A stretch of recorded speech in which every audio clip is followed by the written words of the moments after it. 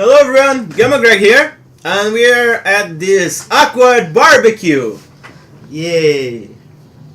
It's awkward. Yeah. We could have kissed his wife. It would be bad, just bad, you know. Bad time for everyone. Yeah. But I'm glad we didn't do it. We didn't kiss his wife. We Yes. fucked the guy. Okay, here. That's correct. Okay, here, let me introduce you around. Hey Gamma, have you met Brian yet? Who? Hey Brian, come over here for a sec. Is it Ninja Brian? No, it's just a Brian. A man in loud Hawaiian shirt jogs up to me. Hey yeah. Ah, it's me again. Brian, Yeah. this is Gamma. He just moved into the neighborhood. Hello! Well, pleased to meet you. Put it there. Brian... What? Brian pulls me into handshake, engulfing my hand in a vice-like grip. I let out a smash squeak after my hand bone have been grounded to dust. Not much of a handshake guy, huh? I'm not. Guess I'm more of a hugger. Which house did you move into? The rent-style one in a cul-de-sac. Oh, the one that's just like mine, but smaller. You mother... That kind of hurts. Is he trying to one-up me? My state of that competitiveness kicks into gear.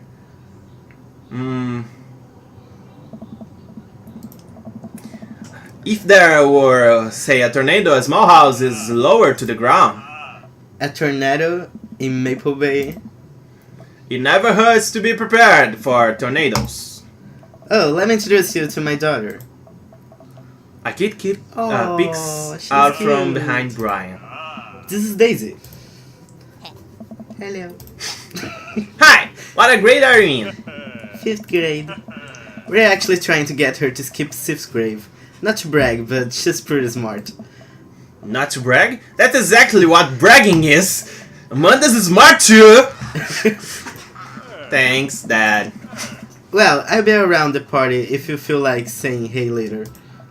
You got it! Whoa, I think I actually met everybody else. Oh. I was... For fuck's sake, man! I was like counting in my mind how much dads are you. Oh yeah, we actually met everyone. Okay, great. I bet you're excited to get to know everyone better. Hope you both enjoy yourselves. That's live television, everyone. Amanda and I mill around and try some of the food spread out on the table. I pick at some deviled eggs. Amanda grabs a small paper plate and immediately begins piling it with baked goods. I don't want to have to make friends. Come on, Dad. We're gonna party with when I go off to school. But I don't want to have to do pleasantries. Dad. They're gonna talk about weather. Go, do it, make a friend. But how could I possibly abandon my only child at a social function? That's bad parenting. This plate of cookies is my new dad, bye. Amanda shows me into the center of the yard. Well, here goes nothing. I look around the party and am surprised to see some familiar faces. Isn't that the barista from the coffee spoon? Oh, dang, Robert's here? That guy who kept trying to one-up me. I'm gonna destroy him. Isn't it the guy who was throwing a fit in that golf and beyond? I like him actually. Isn't it the Monday teacher? Hey, I know Craig. But wait a second, all of these people live in our cul-de-sac. Yeah, this is obviously a scenario to dating game, isn't it? It's just so forced, but at the same time, whoa, it's a game, I guess. Yeah, such coincidence. Right? That can't be right. I'd better investigate. Ooh, who are you going to talk to? Okay. What's the name of the emo dude? Emo, it's Damien. Damien. Then you're going to talk to Joseph, who's it's Soldier 76. And okay. Goth Dad. I'm between Damien and Brian. Nice. I don't know which one I want to fuck more. Well, you can later in the... I kind of want to destroy Brian too because he was trying to out up my dollar. So fuck him. Well, you can talk to everyone right now. Let's destroy that guy. I walk over to Robert. I don't want to talk to him anymore. And Brian, who are chatting over drinks, that reminded not to be weird about what happened that night. I hope Robert feels the same. Hey, guys. Gamma, how the heck are ya? Setting in the neighborhood alright? Oh, you betcha. Got the living room in order at least? That's great to hear. I've been doing some living room work as well. Finally got the 50 in there. The game looks great in high def. Oh boy. Gamma, have you met Robert yet? Yes! I believe we met. Briefly. Hey. Robert takes a long sip of whiskey. Robert robotically extends a hand. I shake it as he stares unblinkingly into my eye. Oh god, what does it mean? How's it going? It's good. Robert focuses on the whiskey he's holding. He takes a long sip. Great, look at my friends becoming friends. Us dad gotta stick together, you know? Us dads? Robert has a kid? Oh, I didn't know you had a kid.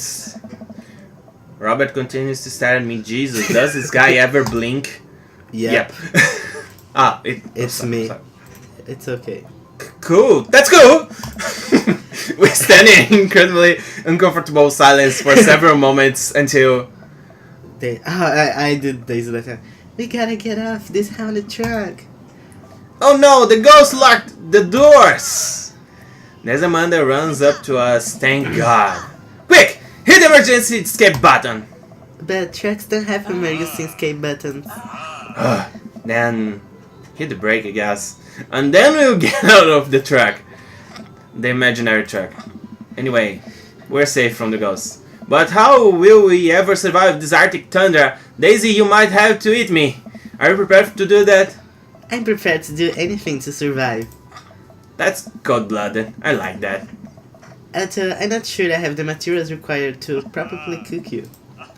Wait a second, are you guys playing Long Haul Ice Road Paranormal Ghost Truckers? That name is so long. It's so long and there's so much to absorb from it. Playing Long Haul Ice Road Paranormal Ghost Truckers. No, it's not. Yeah, whatever. Yeah. Amanda and I love that show. It's the best, especially the episode where Colin hides Flint's keys and... Flint retaliates by breaking an ancient cursed urn and sending the spirit after him. Yeah, it's such a quality reality television. Jesus Christ. Alright, Daisy, I found us a couple of bugs. They're gonna make a great meal. Lots of protein. Gonna keep us from starving out here in the harsh, icy wasteland. But there's a whole table of food right over there. Daisy, it's a game. We are playing pretend. It's what kids do. Live a little. Amanda gives Daisy a handful of gummy worms from a snack table. They eat them with mock disgust. Let's go find kindly for a fire. Okay. But not an actual fire. Because we are playing pretend. Now you're getting it. Daisy and Amanda run off. What a cute couple kids. I turn my attention back to the conversation, but wait. Where did Robert go? I skim the part and finally find him in a corner talking to Mary. Does he not want to talk? I don't want to talk! Man, I have never seen her get along with anyone so quickly. I snap out of my Robert-induced haze. I guess Amanda just sort of has a way with the kids. That's kind of amazing. Daisy doesn't really get along with kids her age. It's nice that he's not trying to one-up me this time. Maybe we can have a regular friendship after all. Really? She just kind of keeps to herself. Her teacher says she spends every recess in the library. I think the other kids are intimidated by her intelligence. There it is. I wouldn't worry about it too much. Amanda was shy at Daisy's age too. She used to have a habit of crawling under tables and crying every time we took her to a restaurant. She beat people too. Oh, kids, right? Gotta love them. You're required to by law. Well, since they're getting along so well, maybe we should try to put together a little play date for them. Yeah, that'd be nice. Well, I don't want to take up too much of our time. Go meet some of the other fellas. Who are you going to start? Damien! I spot Joseph chatting with the guy from Dead Gotham Beyond by the grill. I wonder what they're talking about. I walk over to them. So, I'm curious, can you walk me through why you had your house painted black? Where do I even start? The house stays warmer in the winter. It provides an artistic contrast to the rest of the neighborhood, and it complements the crimson interior perfectly. Crimson interior? That's cool. That's nice. It's definitely an interesting choice. It must tire the eye, you know. It's too much red the whole time. Maybe. Yeah. If it's entirely crimson, it's a bit tired. Thank you. I'm very proud of my abode. Abode? Jesus. Gamma, I was just having a conversation with Damon here about his aesthetic design decisions. Damien regards me up and down with a warm but critical eye. How do you do? I don't believe I've had the pleasure. It looks like he got out of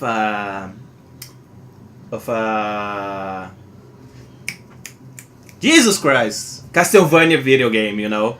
Nice. It looks like he just got out of there. Yeah. He the ones that looks most out of place in my opinion. Yeah, but I think it's on purpose, you know. This game is kinda to reach every kind of taste, I guess. Yeah. I mean, look at me.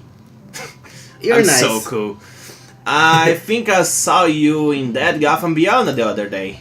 Damien's face turns bright red. I must apologize for my behavior on that day. You see, I take the goth lifestyle very seriously, and to be caught in a ruse by such a corporation as that Gotham Beyond was profoundly frustrating indeed. I hope you know that while my anger may have been justified, it was no such way for a gentleman to act. It's okay, man. Do tell me about yourself. Are you new to the area? Yes, my daughter and I just moved the other day. She was the one I took to Death Gotham Beyond.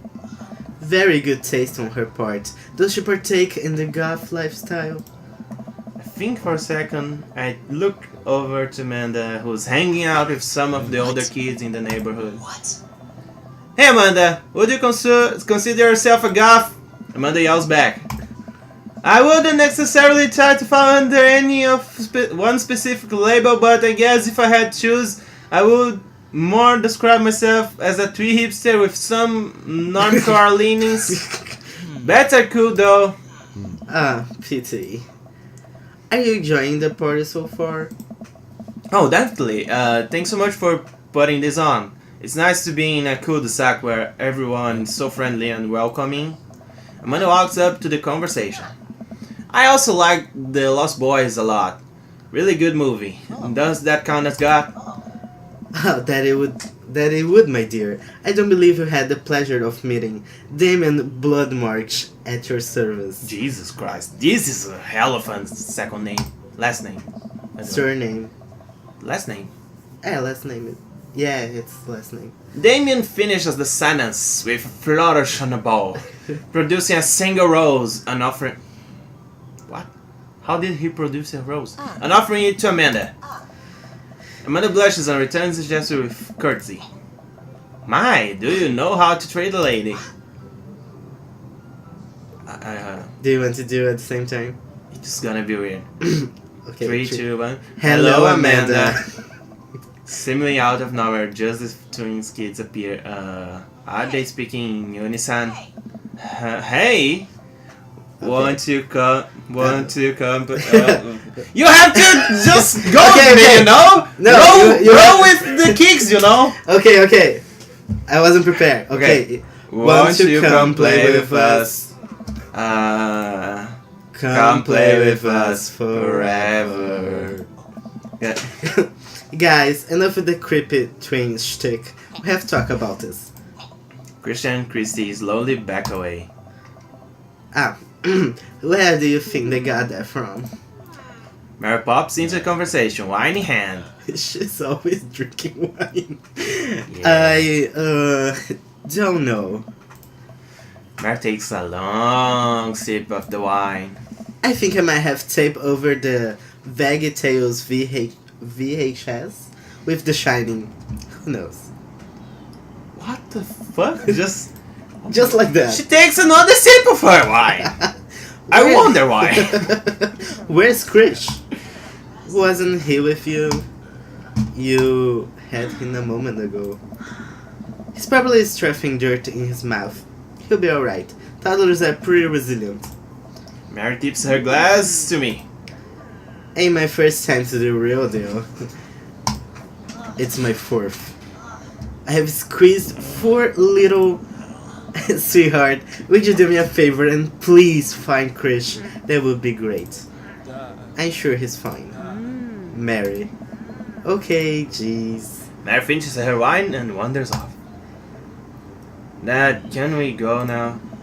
Oh, Lucian, haven't introduced you to Gamma yet. Hey, is that bug from Amanda's school? I remember you! Whatever. That's no way for a young man to speak to his elders. Be polite. Lucian bows. Whatever, so. Lucian bows again. Mr. Christiansen, may I have a veggie burger, sir? Coming right up, bud. Are you a vegetarian? Yep. Make that 2 veggie birds. It's gonna be Brian. Make that 2 veggie birds. Did you know that some people in the Victorian area were vegetarians? They described carnivorous type people as blood lepers. I don't like this god kid, he's weird. I don't want Amanda close to him. You don't like his son? Yes. Dad. That's really interesting, Damien. Joseph turns to the grills. Just a hint of a tattoo peeks out of underneath his sleeve. I can't believe I didn't notice it before. It looks like the bottom of an anchor. Whoa, is that a tattoo? Yep, I wasn't always a youth pastor, you know. That's so cool. Wanna see mine? What? Lucian pulls back some rubber bracelets revealing a loop-sided 666 in black ink. My butt gave me a stick and poke tattoo last week. I think it's healing up pretty good. Lucian! We'll talk about this later. That's pretty cool. What's the significance of the tattoo? I don't know, I just thought it looked sick. Well, in my opinion, the only reason you need to get a tattoo is because you want one. Careful though, that number carries weight. Man, Joss is way cooler youth pastor than I thought. I just figured youth pastors popped out of the womb with a Bible. I wonder what he did before preaching. I don't really care, but let's go. Matt and Hugo seem to be embroiled in an intense discussion. Craig looks on, smiling politely. I walk over to say hello. I don't remember what was Good it. luck with 3 voices at the same time. Okay. Let's do this. Well, I don't think it's fair to try and compare 2 art movements like that. Periods in art only exist because they are a unique byproduct of the social and political climate of a time and place, and to try to take... Stop looking at me! And to try to take something like, say, the Rococo period and compare it to postmodernism in America, you are completely disregarding the context in which a work of art is created. Your trophy is gonna be so fucked after this. Matt and Hugo seems to be so busy talking that they don't notice me. Craig leans in. Dude, I have no idea what's happening. Talk to Craig. I turn my attention to Craig, who seems a little more attentive to my existence. How's the resistance training go the other day? Great, Little River here's a great cheerleader. I'm shy, tiny bro. Craig grabs River's arm and waves them around. You can do it, Dad. I'm so proud of you. I'm sorry for pooping on you. She must be a handful at that age. Oh, there always are. But it's so worth it. Craig grabs River's arm again and waves them around. Oh, so I'm sorry for throwing up on you, Dad. How are you settling in? The new place is perfect. It's really cozy and the neighborhood's beautiful. I'm so glad we moved here and I fucked the guy. And I'm even more glad that we're right next to my old best friend. Craig gives me a playful punch on the shoulder. You don't need to do everything they do, you know? Oh! I remember that hurting less in the past. Sorry, I've been doing push-ups and stuff. Gamma, how are you liking the neighborhood? It's pretty nice. Everybody has been super friendly. Seems like your daughter is fitting in just fine. Matt points across the yard to where Amanda, Daisy, and another young girl are playing. They're all sitting cross-legged in the grass, picking weeds, and weaving them into little flower crowns. It's pretty adorable. The girl I don't recognize jogs over to us. What is it, sweetheart? Do you do it or I do it? Go, it's your daughter. It's a flower crown. I thought it'd look cute in it. Well, there's only one way to find out. Matt takes the flower crown and places it on top of his head. Am I cool now? The girl stares at him, thinking it over. Nope. But you're slightly less uncool than you were before you put it on. Ha! Hey Gamma, this is my daughter. Hello! I'm Carmencita. Amanda comes over with Daisy in tow. Dad, looks, I'm making friends! I'm making friends, you better be making friends. Yeah, actually, Amanda, you remember the cool barista from the coffee shop and my old college friend and your teacher? Oh, hi, Mr. Vega. I didn't realize you were neighbors. Yep. You still gonna get me the overdue term paper? Haha, great seeing you! Amanda finger guns her way out of her conversation like a champ. She learned the finger guns move from me. I'm very proud. She's definitely a charmer. Speaking of which, where did my son go? Hugo looks around the party. He must finally spot him because his eyes go wide. Ernest Hermering Vega, are you smoking? Ernest is holding a lit cigarette. Nope. I see Ernest across the way. He casually takes a long drag of his cigarette and then flicks it into the gutter. Unbelievable. Excuse me. Hugo marches over to Ernest and I turn my attention to Matt and Craig. Kids, right? Man, I do not envy Hugo. The last barbecue we had, Ernest tried to shove a sparkler down Joseph's pants. Nearly burned down half the yard. In the barbecue we had before that, he actually burned down half the yard. And then it spread into my lawn and burned down half of my yard too. Hugo walks back over to us, practically dragging Ernest behind him. Jesus, this the little stash, you know, just like the father. Hey everybody, sorry about that. Gamma, this is my son, Ernest. Hello. Ernest looks away, sulking, his hands shoved deep in his pockets. Hugo nods him impatiently. Hey. Nice to meet you, Ernest. What grade are you in? Doesn't matter. Jesus, Ernest. man. Chill. Okay, I'm the 8th grade. God, are you happy now? I'm sure you were just dying to know. Yeah, good for you. Can I go now? I'm tired of talking to old dudes who blame my generation for the failing economy. Ouch. Ernest! Oh yeah, because I'm totally embarrassing you. Ernest puts earbuds in, storms off to stand in the corner. Wow, that was certainly something. He seems nice. Hugo puts his head in his hands and I'm so sorry. He's having a really rough time. As much as I want to be the cool dad, I have to be the authoritarian dad, and he clearly resents me for it. I mean, I think as a dad and a teacher, that's about as authoritarian as you can get. Honestly, are any of us cool dads? Is it even possible to be a cool dad? What? I'm cool as a cucumber. See, that right there. You can say that. My kids think I'm cool. But for how long, Craig? How long do we get to be the cool dads? I don't know. I think... I know, I have to take a sip of water for this. Prepare yourself. Why do you talk so much, Matt? Jesus Christ, man. I think we just have to accept the fact that as dads, we have become the machine we once raged against and accept our fate and unironically wear socks with sandals. Your kids may think we're cool now, but the moment they hit puberty, you're doomed. Amanda's 18 and she thinks I'm cool. I yell across the yard to my daughter. Amanda, I'm cool, right? Amanda just laughs. She keeps laughing. Oh no. I see her point. Oh no. As much as we all want it, I don't think it's as important to be a cool dad as it to be a good dad. We can all be best friends with our kids, it just doesn't work. I mean, look at me in earnest.